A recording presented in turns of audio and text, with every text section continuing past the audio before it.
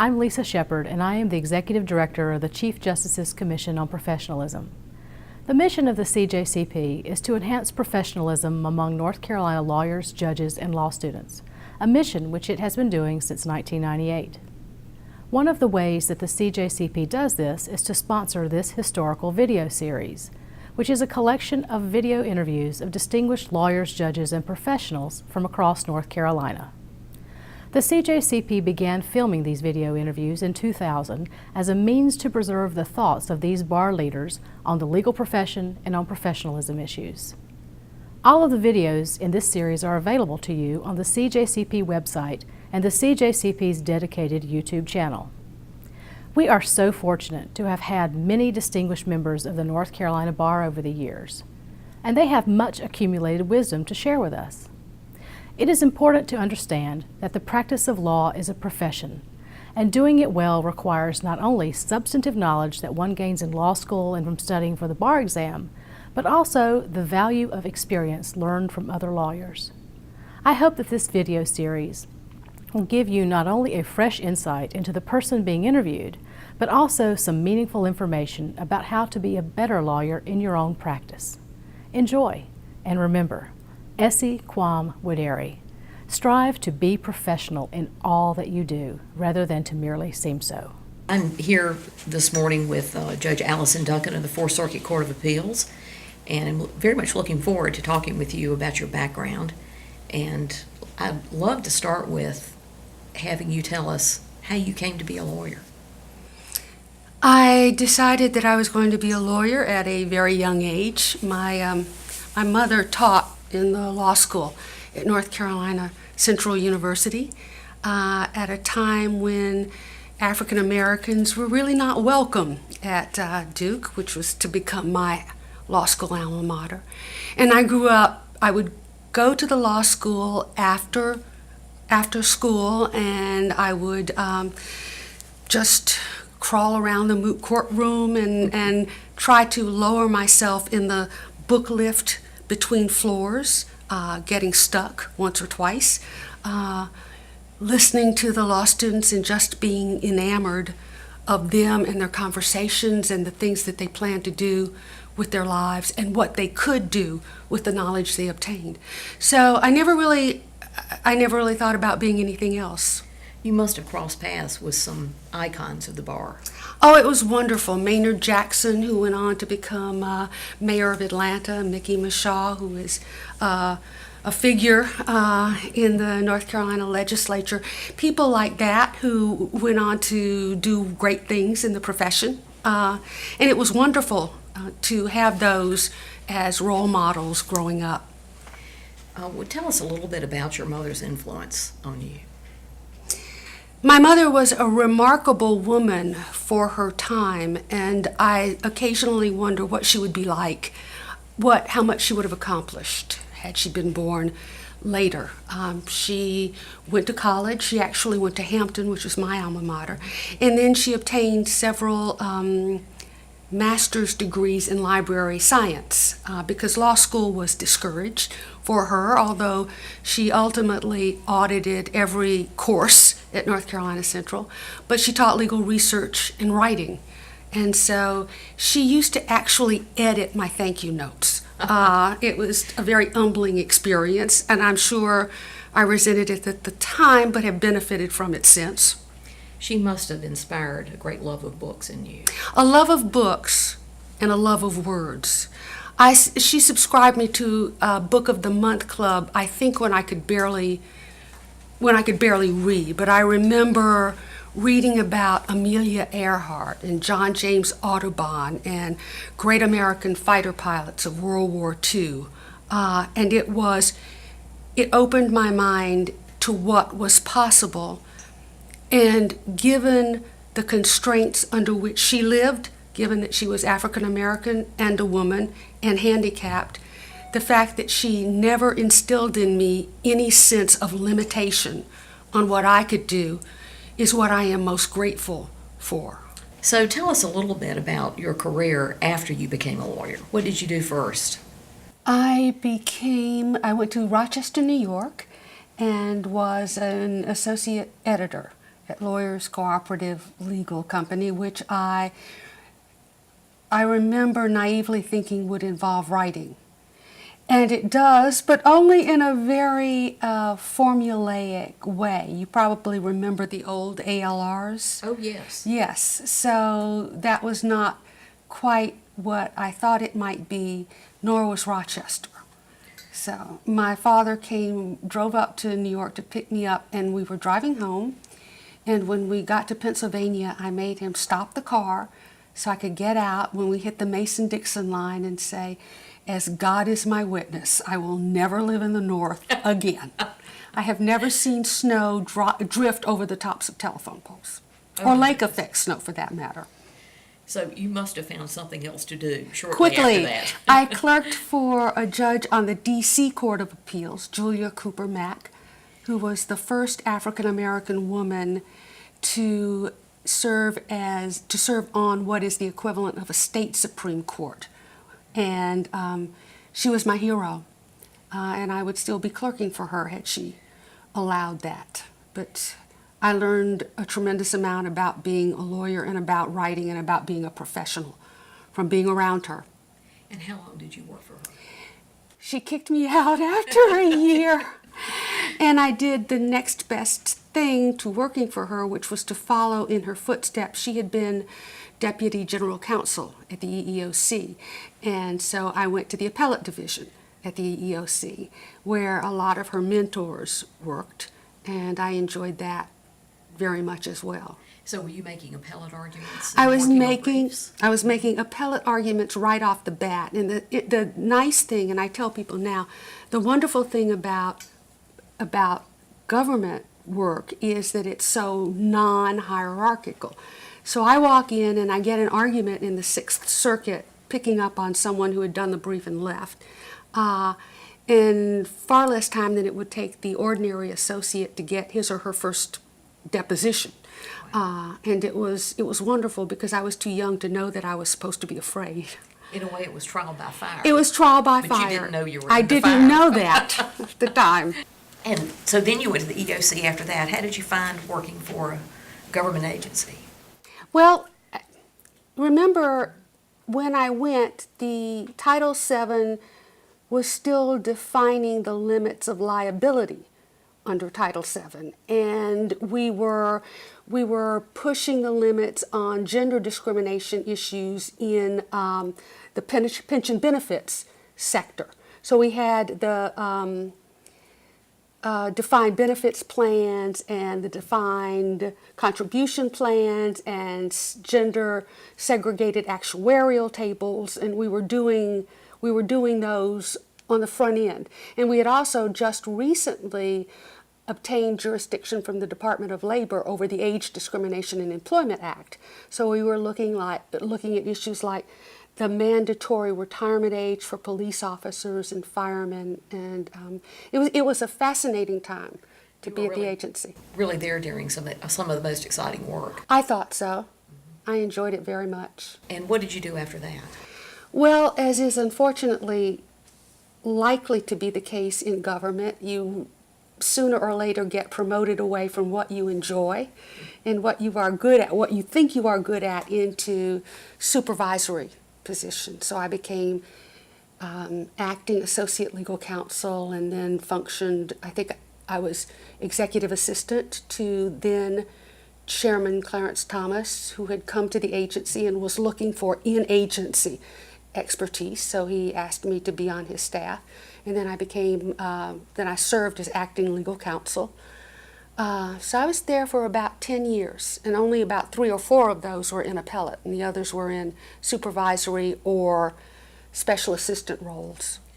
And what did you do after the EOC work? I'm an only child. My parents were aging, and my mother had muscular dystrophy, and her mobility was continuing to decline.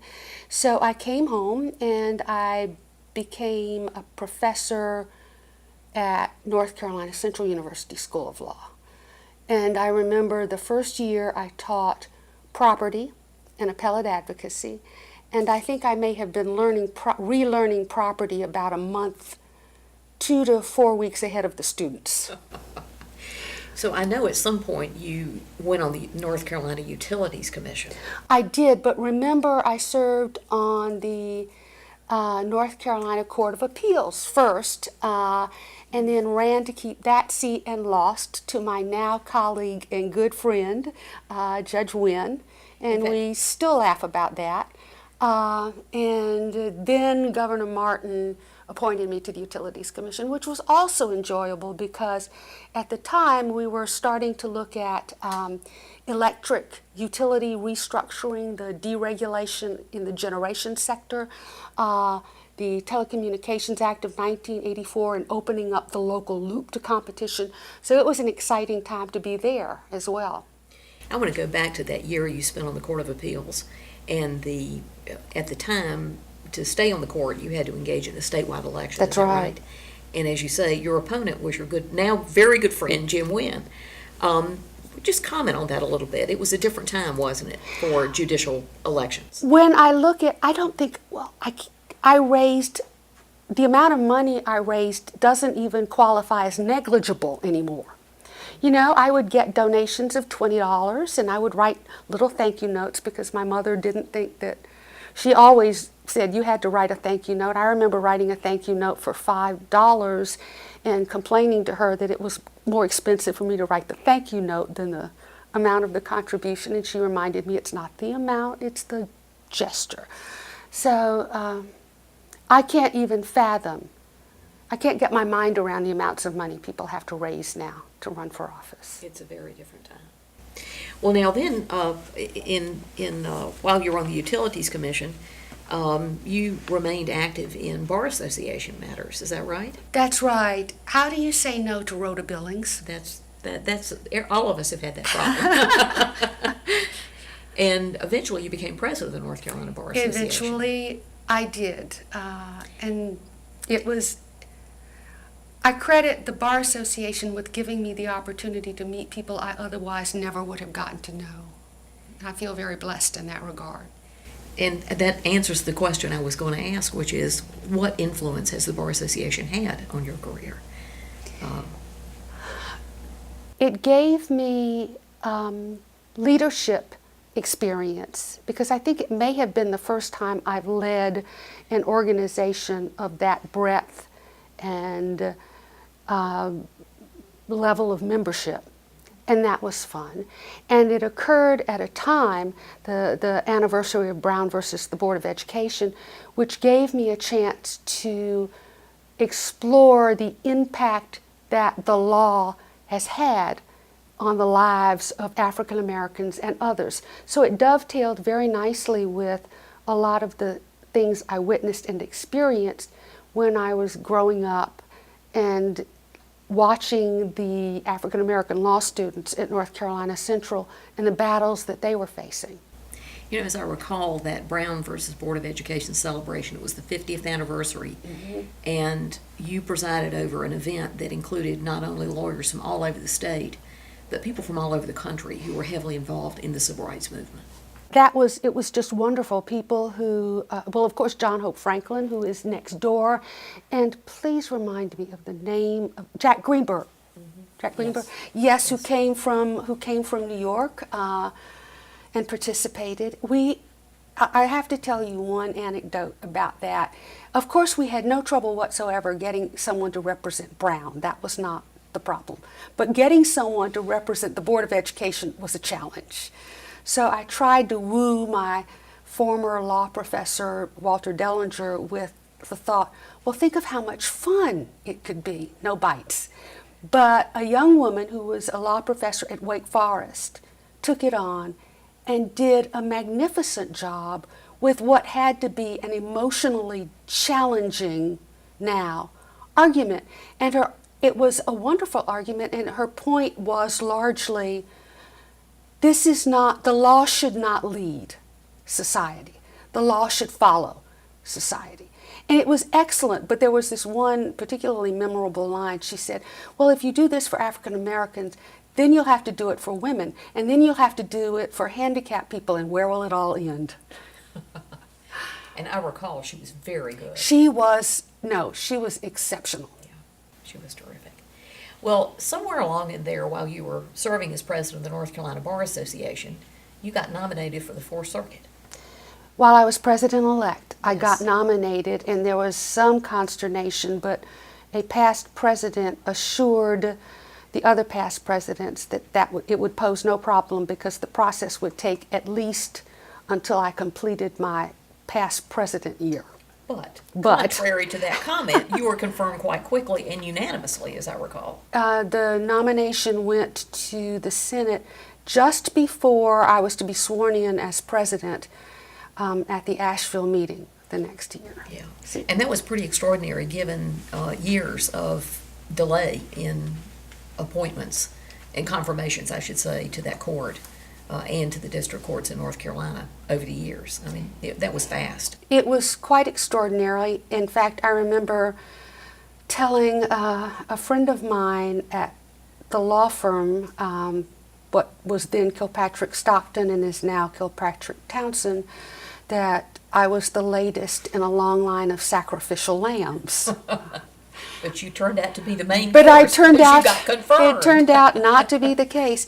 And the timing was fortuitous in a way because I got the call from the White House about my nomination hearing the following week when I was driving to Asheville for the Bar Association meeting.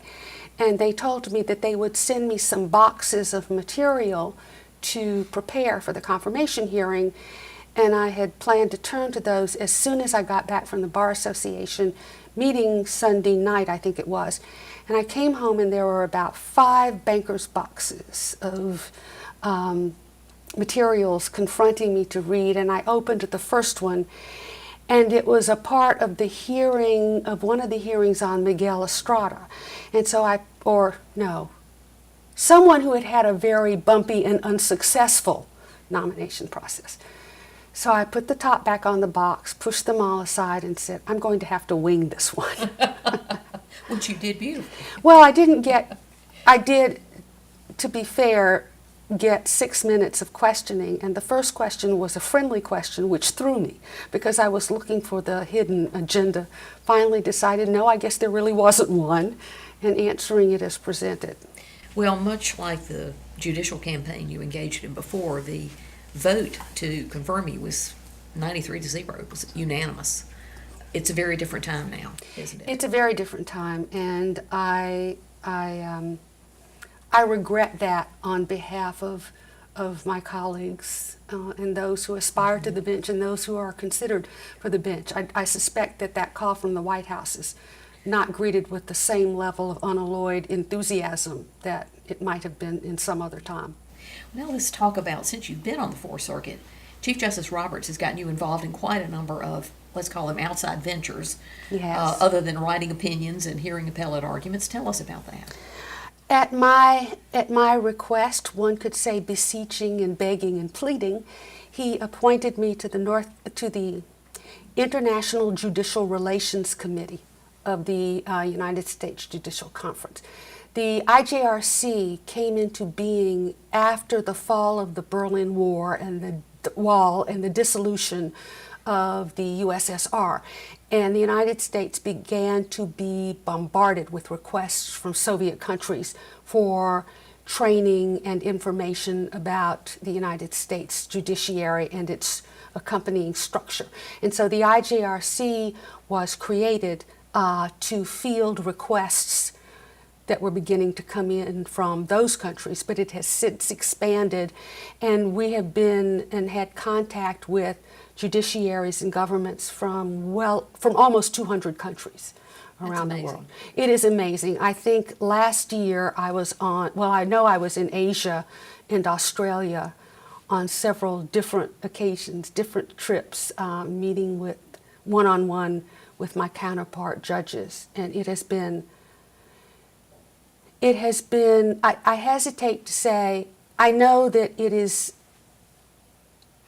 they tell me that it is a learning experience for them, but it is certainly no less a learning experience for me. I learn, I suspect, at least as much as I impart knowledge. Talk about that a little bit, because you're in the process of talking with judges from other countries about our legal system and how we bring justice and treat people equally and be fair to them, how we create a system in which that can happen. How is it that you learned something from that process? I have learned to be very grateful and very humble that I do not face the challenges that some of my colleagues around the world face when they are attempting to do their jobs. I have Pakistani justices who are driven to work in armored tanks. They have had to withdraw their children from school, and their offices and chambers are routinely swept for bombs. Because of the threats that they receive, simply because they are trying to do their job fairly and administer justice fairly and adhere to the principles of rule of law. So it makes me very cautious about complaining about anything in my circumstances because we are by comparison, we are relatively privileged. I have gotten to know judges in Myanmar, for example, and think of what they must face in the circumstances when you have a very strong military presence there. You have a very decentralized government, limited power, central government. You have conflict on your borders, and yet they try to do the best they can under just mind-boggling circumstances and very little pay and relatively little recognition. Do you feel like the contact you've had with these other countries and the judges from these other countries has given you a different perspective in your work on the court? Less so my work on the court, but I think my outlook on my role as a judge. Although, as a judge, I think I've always been fairly open to the likelihood that I am wrong. I have been wrong often enough to not find it to be a particularly troubling experience. It does not bother me to acknowledge that I've learned since yesterday, and I do like the 3-judge panel for that reason. I get to benefit from the perspectives of judges who see things very differently from me, although I respect their views. And the fact that we do it so collegially is something that I like and something that I understand is not the case on all circuits. And in fact, my law clerks have talked about, every year they'll say something to the effect of, well, our going to Richmond is like old home week. We're all hugging and glad to see each other. So I think that's very nice. But I live in a relatively safe and secure environment. There are the occasional death threats, but it's not a daily part of my life that some of my colleagues have to face in other countries. And it sounds as if, at least in the Fourth Circuit, debate and disagreement can occur with respect. With respect and collegiality, and in some instances, just affection. I have a colleague I will occasionally say to, well, let's just settle this by arm wrestling. And he always demurs because he said, that's a no-win for me. I'm supposed to win, but you probably will. And what will that look like? Yeah. Well, let's turn now for a moment and talk about some personal things. I know that there are a number of things that you do outside your court work that keep you sane. Mm-hmm. Talk a little bit about those things. As you might have gleaned from my chambers, I love flowers in general, orchids in particular. And I do think I have started taking some with me to Richmond just for the week that I'm going to be there. And I was telling Chief Judge Gregory about it. He came to my chambers once to talk about, we were talking about something court-related, and he said, you bring these orchids up just for the week? And I said, yes, because I'm reading a capital case, and I'll put it down, I'll take a breath, and I'll look up and I'll see something beautiful. And it will fortify me to go back and deal with some of the horror that we see in the cases that come before us. And you've been involved in gardening and flowering and all of that for a number of years. Yes. Don't you have an orchid named for you now? I do have an orchid That's named pretty for me. impressive. I think so too. And in fact, I don't understand why it's not the first thing people say about me when they're introducing me. And in fact, I'll get rather hostile when someone is reading this introduction and they'll say, well, she's on the Fourth Circuit and she's done this. And I'll say, wait a minute, you've missed the only interesting part. I have an orchid named after me, for heaven's sake. That would be by the Royal Horticultural Horticultural Society. in London, yes. That It is a very, Catholic. very Well, impressive, I thank have to you. say. Thank you for recognizing the significance of that. Well, tell me, you also have had many dogs over the years. I know you currently have A rescue. yes. Tell us about your dogs. The dog, I've been very active in greyhound rescue, and in fact was briefly involved in greyhound underground. You serve as a way station for rescued greyhounds coming up from racetracks in Florida en route to homes. I only have one at the moment. She's an only child, and she likes that. She rules the roost. And they are a huge part of my life. I am known among my friends as a dog whisperer, and even by President Obama, who commented on how much more attention I was paying to his dog than I was to him during a brief conversation when I had the honor of meeting him as president of the Federal Judges Association. Now, I believe you said that there was a later visit with President Obama, and he did not bring Bo to He that did meeting. not Is that bring right? Bo, and in fact, when I met him, I was about to introduce myself because surely he could not remember me. And he said, the dog is not here this time. So clearly he did remember me, and not particularly favorably either. No competition No from Bo. competition on that from occasion. Bo. That's funny. Well, you mentioned earlier John Hope Franklin. You must have known him Forever. growing up. I knew him, and I didn't realize I knew her before she was, I knew John Hope Franklin before he was the John Hope Franklin. He was just someone my parents knew. And so I've known him all my life. And he's the person who introduced me to orchids. He was a very important part of the Brown versus Board of Education panel program that we had, an oral re-argument. And He was an extraordinary man, a man of history, a man of vision, very thoughtful, and you must have been influenced by him. I was influenced by his courtliness, his courtesy, his unfailing sense of humor. When I took the Fourth Circuit to sit at North Carolina Central for the first time, we had never sat at Central, and so I invited. I think that was the time that Judge Gregory came and Judge Wilkinson came, and there was a dinner at our house, and I invited John Hope Franklin because I wanted him to meet Judge Wilkinson because they're both lovers of history, and I think this is something that needs to happen. And it was so lovely to see them engage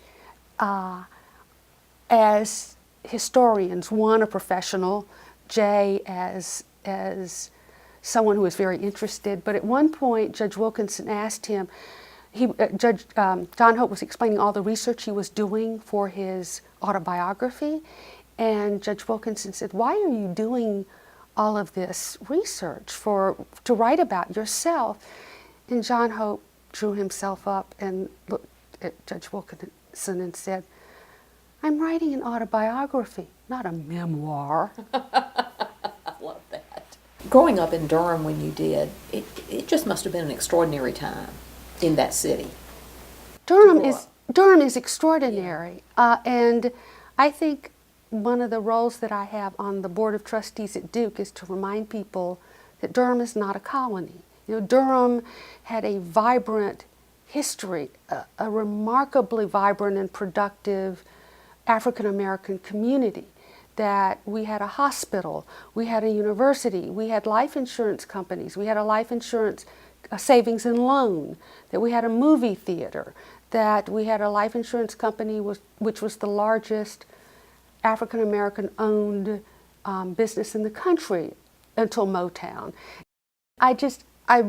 It frustrates me a little when people forget that. So I'm a poster child, I think, for the Durham that I knew, peopled by extraordinary people ahead of their time. And from what you've said, you clearly were very grounded, if you will, in that history and influenced by the people that you grew up with. Influenced by and unaware of it. I mean, Leroy Walker, who was the first African American head of the International Olympics Committee, Elna Spalding, who founded Women in Action, one of the gentlemen who was the first African American licensed CPA. There were just some remarkable people in that community, and yet, as was the case with John Hope Franklin, I took them all as givens, and I didn't recognize how truly remarkable they were until I left.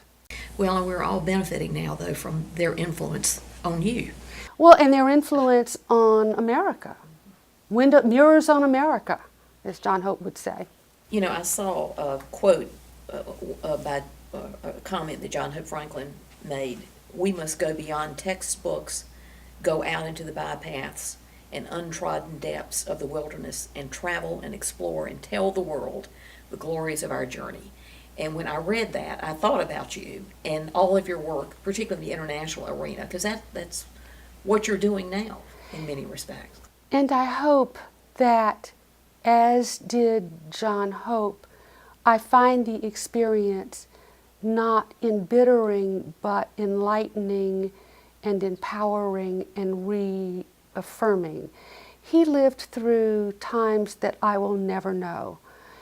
In Oklahoma, for instance, and all of the rioting and the displacement that occurred there. And that's where he grew up. That's where he grew up. And his father was a lawyer. His father was a lawyer, and I always teased him about neglecting his duty to follow in the legal profession. But he was never bitter. He took all he learned and used it to educate others. And may we all be that insightful and magnanimous. You know, the award you're getting from the Chief Justice's Professionalism Committee has a variety of criteria. And one of the criteria said that the recipient of the award